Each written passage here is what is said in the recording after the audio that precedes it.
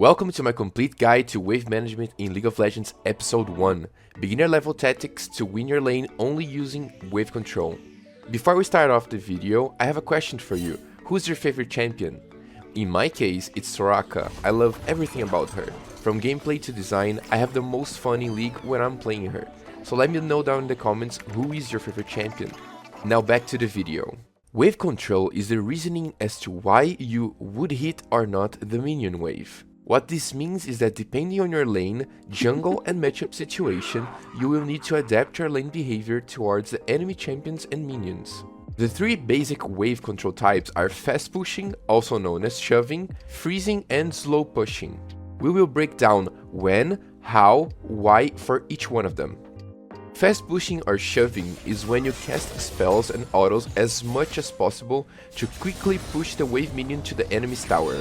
It is used to reset the wave, hit the enemy tower for platings, or poking with long range abilities like Katkaien skill. Resetting a wave means resetting to the neutral position where both waves meet at the middle of the lane. This can only be done if the wave is small enough so that the next wave doesn't stop to hit it. If the next wave gets to hit the current minion's wave, it will cause a bounce back. We will cover bounce back in a later video. Subscribe to get notified when it comes out.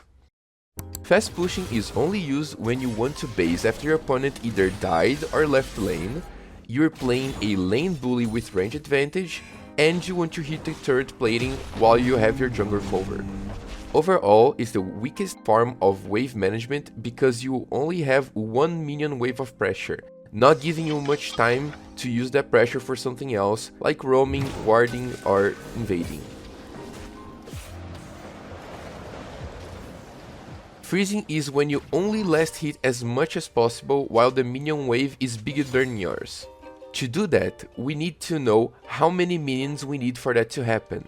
If you're really close to your tower, you will need at least 3 full HP caster minions to maintain a good freeze.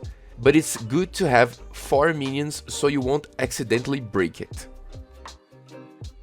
Freezing is the best way to zone out opponents of farm and sometimes EXP, but it isn't a perfect strategy.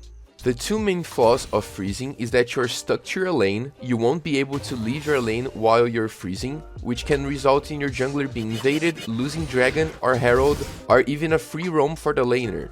But be careful, if you're freezing, you have a lot of enemy minions close to your tower. If you get chunked hard enough to have to go back to base, or if you die, the enemy will have an easier time shoving to your lane and you will lose everything you've been freezing. So only freeze when you have jungle cover or you have a better early game, so the enemy can't punish you for freezing. You can also freeze when you're losing a lane. If the enemy laner destroys your tower really early on, you can freeze between the first and second tower because it will be really far from the enemy's tower, so he won't have an easy time going up to farm. Even if he is strong, anyone from your team can quickly get to him and stop him from farming or crashing the wave. So freezing between the tier 1 and tier 2 tower is a really good option for losing laners. Overall, freezing is really good when you don't have to leave lane anytime soon. For example, the junglers in the other side of the map, you recently based or you have no reason to leave lane right now. If you try to freeze only last hitting and you don't meet the requirements of enemy having more minions, you will create a slow push. So if you only last hit and you have more minions than the enemy has, you will start to slowly gather up minions and push to the enemy's tower. This will create a big stacked wave of minions. Slow push creates more pressure on the enemy laners because they don't want to leave lane and lose the huge wave. If they do lose a huge wave, it's much more rewarding for you than a single wave. So diving on a slow push is much better than diving on a fast push. It also allows you to have multiple minions on the enemy's tower, so it will take extra time for them to clear it and leave lane to match your roaming or herald or any objective. So slow pushing is a much more effective way of pressuring the enemy laner. But be careful, if you die while trying to slow push, you will give the enemy laners a chance to freeze the wave. So be sure to only slow push when you have a big lead or your jungler is near you to cover you or dive with you. So remember, slow pushing is really good. Trading kills on a slow push is even better because they will lose a lot of EXP and farm, but don't die while stacking up the waves.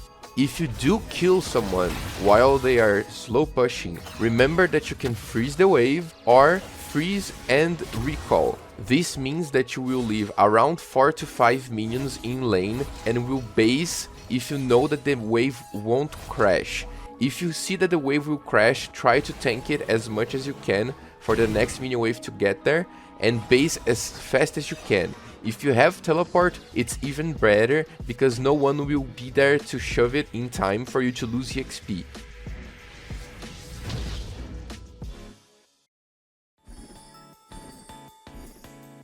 To recap, we have shove, used to reset the wave after a kill or a gank when you need to leave the lane as soon as possible. Freezing, used to zone enemies out of farm while only last hitting when you have a smaller wave than the enemy's wave.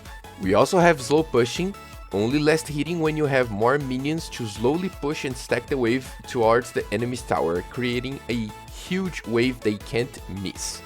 Those are the 3 main wave control tactics you will need to learn to climb in ranked. If you enjoyed this video, be sure to leave a like, subscribe and comment any kind of feedback. If you have any kind of question, let me know down in the comments or you can ask me on my stream, twitch.tv/Katkaien. I now coach English-speaking players at metafy.gg/@Katkaien. All of the links will be down in the description. Thank you for the support and see you next time.